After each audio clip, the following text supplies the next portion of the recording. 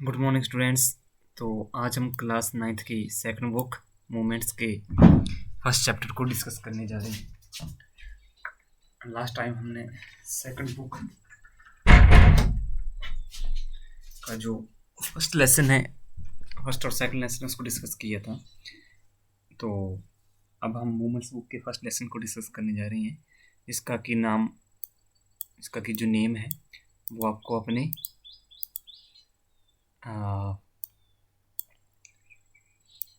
Screen पे दिखाई दे रहा होगा। ओके, और इस लेसन का नेम है द लॉस्ट चाइल्ड। तो अब हम नेक्स्ट देखते हैं कि ये जो चैप्टर है इसकी स्टोरी क्या है और इसे आप नेटर क्या बताने की कोशिश करता है। ओके, तो जैसा कि आपको दिखाई दे रहा होगा, लेसन का नाम है द लॉस्ट चाइल्ड। ओके, और लॉस्ट का मीनिंग आप जानते हैं कि किस तरह का बच्चा जो है वो फेयर में लॉस्ट हो जाता है, उसके बारे में आज इस लेसन में हम पढ़ेंगे।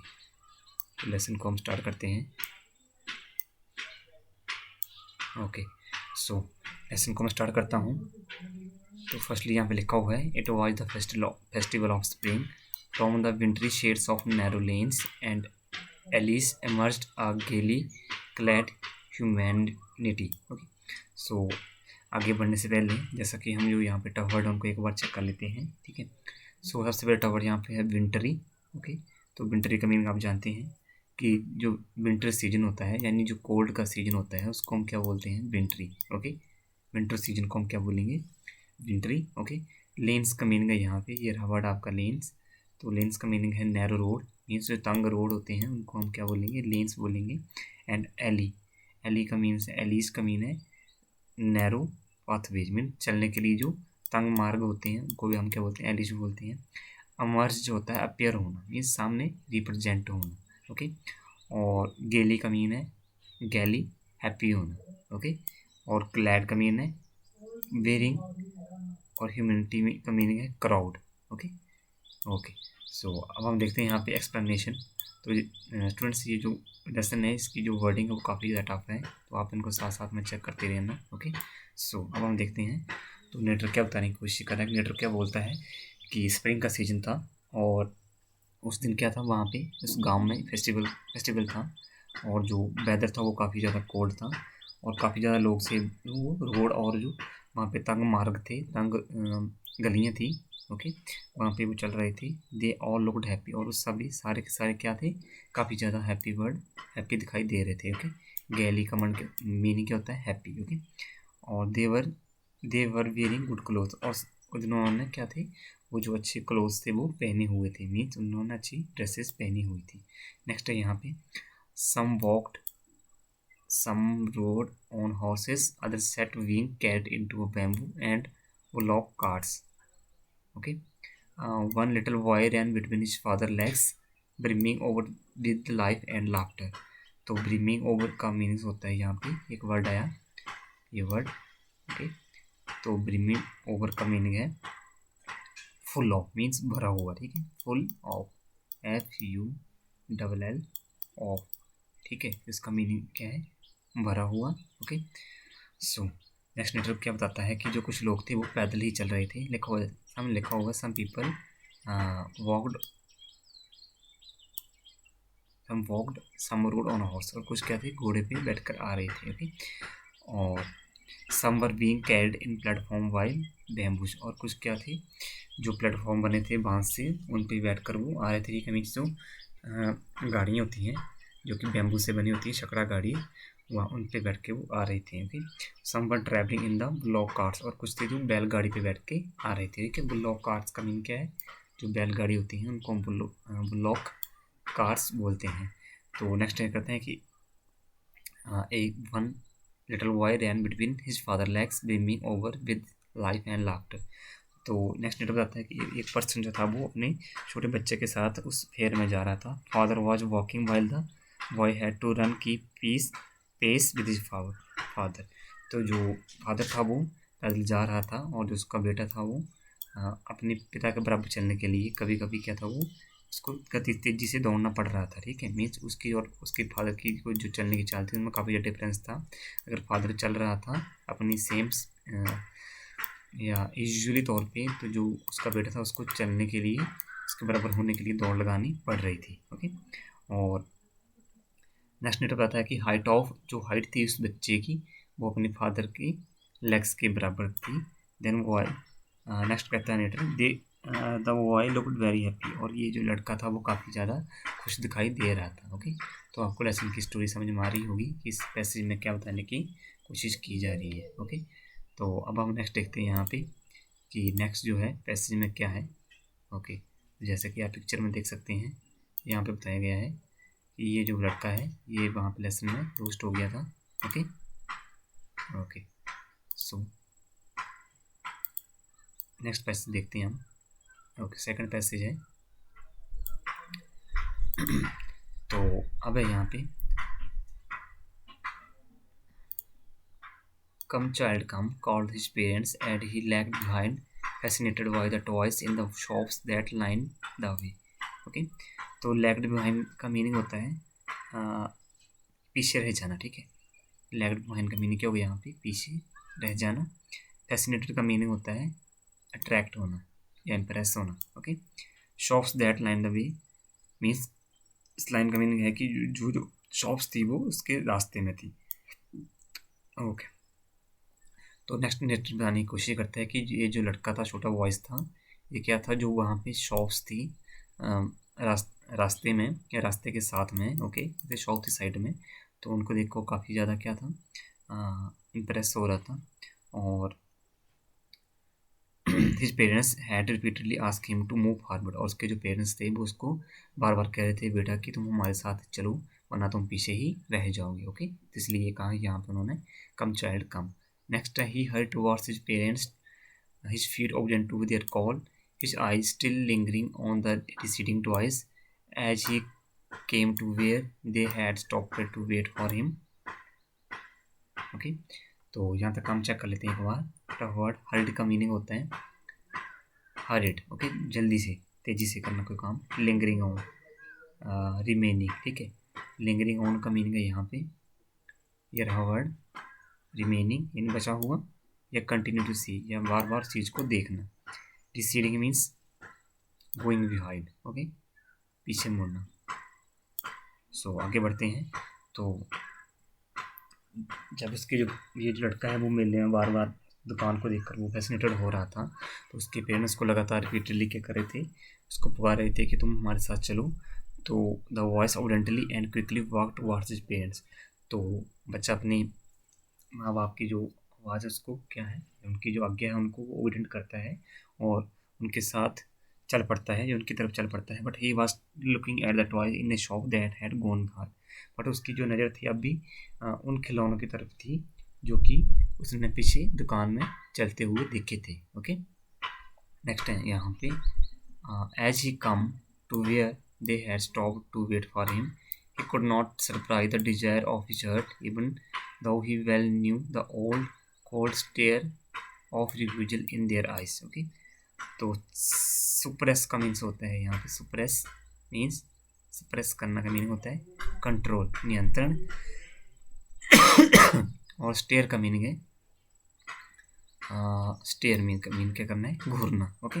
और cold store means unemotional gaze, okay. ये रहा cold store, okay. Cold stare, okay, cold stare का मीनिंग होता है unemotional gaze. So next narrator क्या कहता है कि जो ये जो लड़का है तब क्या अपने पेरेंट्स की तरफ आ रहा था। They had stopped for a while to wait for him, तो उसके जो पेरेंट्स थे वो उसका वेट करने के लिए कुछ देर के रुक जाते हैं। He could not control his desire to purchase that toy, but ये जो लड़का होता है उस टॉय को जो कि उसने लास्ट शॉप में देखा होता है उसको परचेज करने की जो डिजायर है उसके मन में क्या ख़त्म नहीं होती है। Although he was aware that his parents will refuse to buy, और यद्यपि वो जानता था कि उसके जो पेरेंट्स थे वो इस चीज़ को खरीदने के लिए इसको रिफ्यूजल कर देंगे, ठीक है। रिफ्यूजल का मीनिंग है यहाँ पे रिफ्यूज कर देना, मीन्स इनकार कर देना, ओके। तो रिफ्यूज कर देंगे। नेक्स्ट है यहाँ पे I want that toy he pleaded, his father looked at him red eyed in his familiar tyrant way. His mother, melted by the free spirit of the day, and was tender and giving him her finger to hold, said, "Look, the child, what is before you?" Okay तो जैसा कि lesson में आगे जो बच्चा क्या करता है, उसकी जो डिजायर होती है उस खिलौने को खरीदने की होती है। तो जैसे ही अपने फादर के पास पहुंचता है तो वो क्या कहता है कि आई वॉन्ट दैट टॉय, कि मुझे वो खिलौना चाहिए। ओके वो रिक्वेस्ट करता है अपने फादर से। उसका जो फादर है वो क्या करते हैं,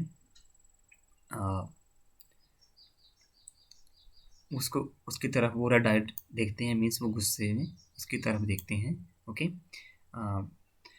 father normally behave like a dictator. उसका जो फादर है वो फॉर्मली किस तरह बिहेव करते हैं, लाइक अ डिक्टेटर।